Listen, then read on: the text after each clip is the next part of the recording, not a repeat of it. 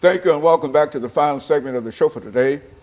The issue is the rise and fall of Adolf Hitler, and Alana McLaughlin has given us some information about his rise, and I think now, Alana, you will talk about the fall and, in real sense, the demise of Adolf Hitler. Let's do it from that perspective, to bring in as much information as you can during this last 10 minutes, dealing with some of the high points in reference to his life. So in the last segment, I talked about the Hitler and his crazy mindset, and I really went into the Holocaust. And now in the segment, I'm going to basically talk about more of the fall of Adolf Hitler and the aftermath. All right. So it's nearing the end of the war. The guards of the concentration camps know it's near the end of the war. They know the time is near, that everything's about to be over. So they have the bright idea of trying to eliminate the lasting Jews and trying to make the Holocaust seem like it was all a hoax. So basically, what they would do is they would kill off the remaining Jews in the death camps or concentration camps, or in the work camps.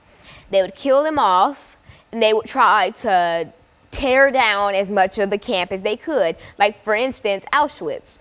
They killed the remaining people there, and they tried to tear down Auschwitz as much as they could. But luckily, they didn't tear down the whole thing. So if you just so happen to find where it is, I mean, there are a few lasting bricks. But another fact about the Holocaust, some survivors who barely survived Auschwitz came back to the site where they were held captive, you know, over the years, and they would take a brick from Auschwitz and just keep it as memory. And the gate that says Auschwitz, it can be found in the U.S. Holocaust Museum, which I was fortunate enough to visit over the last couple weeks. I went there about 2 weeks ago. And so I'm going to talk about the Holocaust Museum for a second. In the museum, it has a very intricate setup. For instance, it has 4 floors, but you don't go, you go one floor and you keep going up. You go to the 4th floor and you go down. So you get on this big elevator, and they try to squish as many people in as they can and try to capture the essence, or capture a fraction of the essence of how it would be in a train car. And so this video shows up on a screen in the elevator, and it talks a little about the Holocaust, but not very much because they don't want to give much away. So you ride up to the very 4th floor, and in the 4th floor, it just talks about the rise of Adolf Hitler, his childhood and, the beginning of the Holocaust. But in a different section of the 4th floor, it gets deeper into the Holocaust.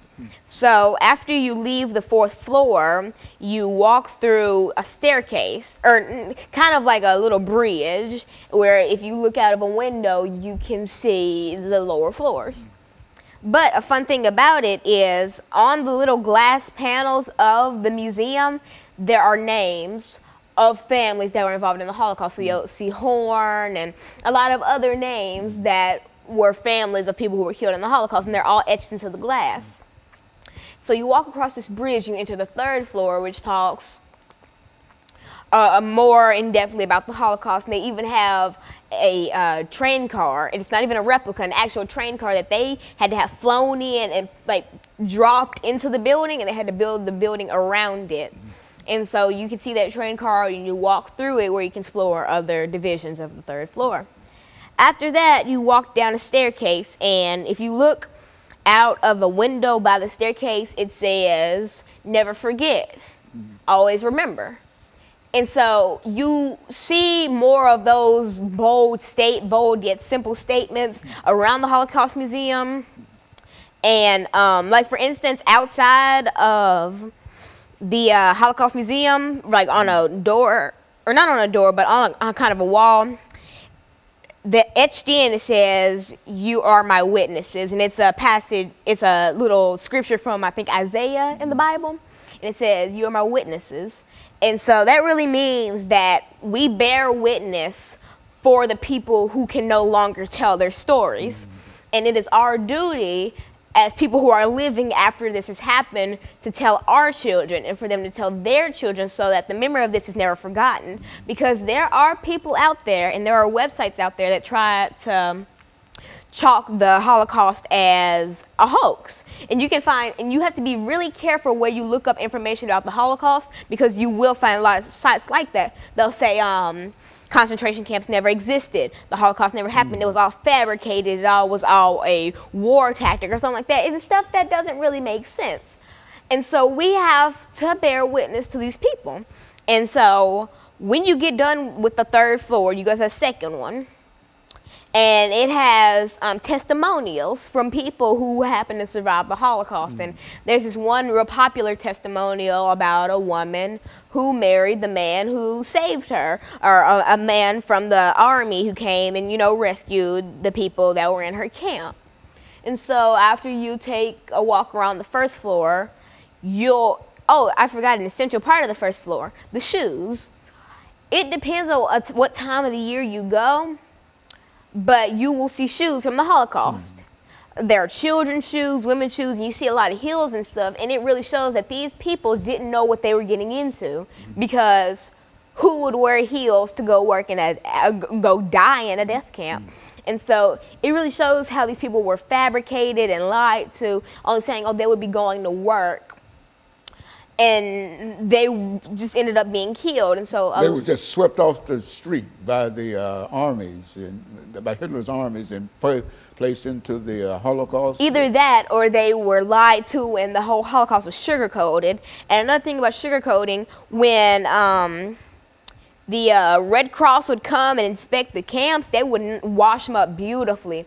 They would make it look like everyone was having fun. They would give, about a month prior to when the Red Cross would visit, they would give the workers food and lots of drink and stuff to kind of give them pounds, because the life expectancy in a Holocaust, in a death camp or a concentration camp, was 275 days. You weren't even going to make it a year, and that's because they didn't feed you, you barely bathed, you never had enough to drink, and you basically didn't have all the basic human necessities that we as people take for granted nowadays.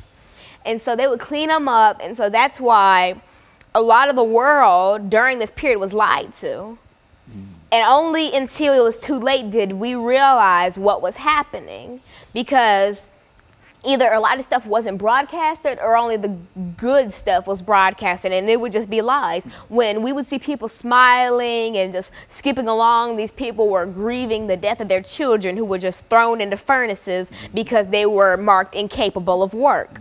And so a lot of the world was really lied to, and that's why so many people died, because there were African Americans there were Slavs and Gypsies and Jews mainly. And so anybody who didn't fit Hitler's criteria, and like I said in the last segment, the Aryan race, which isn't really a race, but that's what we say today, the Aryan race, if you weren't the Aryan race, you weren't coming out alive.